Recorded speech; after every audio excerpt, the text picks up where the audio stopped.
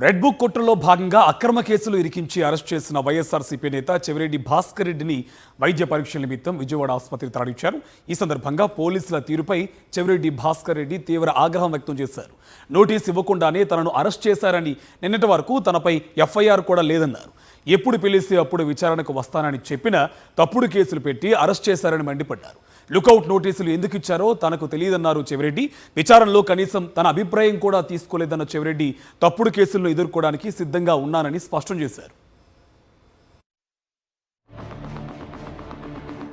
వైఎస్ఆర్సీపీ ప్రభుత్వం అత్యంత పారదర్శకంగా అమలు చేసిన మద్యం విధానంపై రెడ్ బుక్ కుట్రలో భాగంగా చంద్రబాబు ప్రభుత్వం వైఎస్ఆర్సీపీ నేతలపై అక్రమ కేసులు వేస్తూ వేధింపులకు పాల్పడుతున్న సంగతి తెలిసిందే.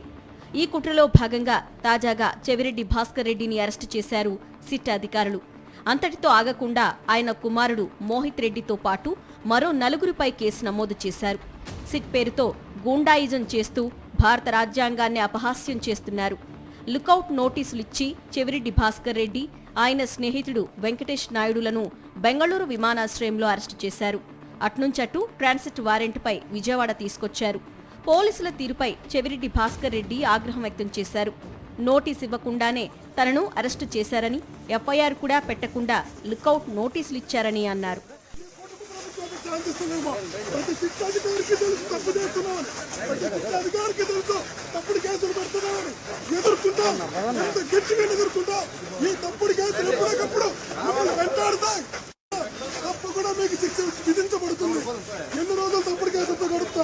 తప్పుడు కేసులు ఎదుర్కోవడానికి సిద్ధంగా ఉన్నాం.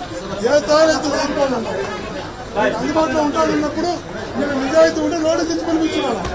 ఎఫ్ఐఆర్ కూడా లేదు. ఆ పైన నిన్న నాకు లుకౌట్ ఎఫ్ఐఆర్ కూడా లేదు. ఇంత దుర్మార్గంగా బండ్మేలు కొట్టారు.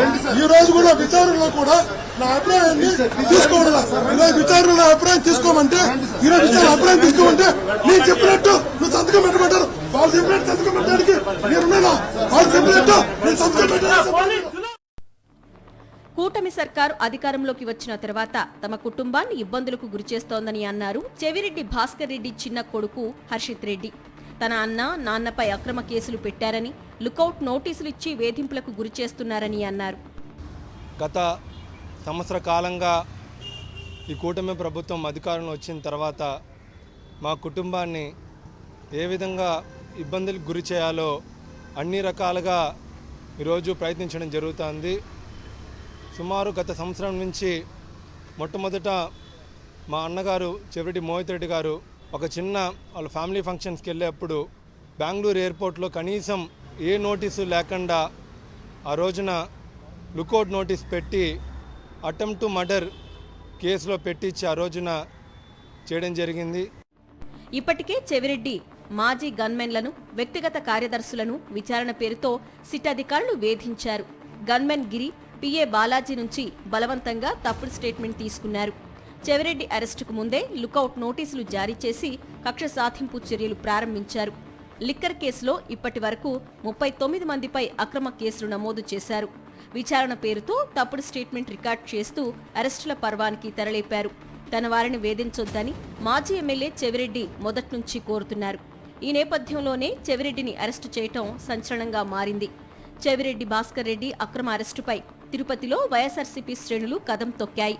తిరుపతి ఎస్వీ యూనివర్సిటీ ముందు డాక్టర్ బిఆర్ అంబేద్కర్ విగ్రహం వరకు పెద్ద ఎత్తున ర్యాలీగా వెళ్లి నిరసన తెలిపారు. ఆంధ్రప్రదేశ్ రాష్ట్రాన్ని కాపాడాలని, అక్రమ అరెస్టుల నుంచి నాయకులను కాపాడాలని అంబేద్కర్కు వినతిపత్రం సమర్పించారు.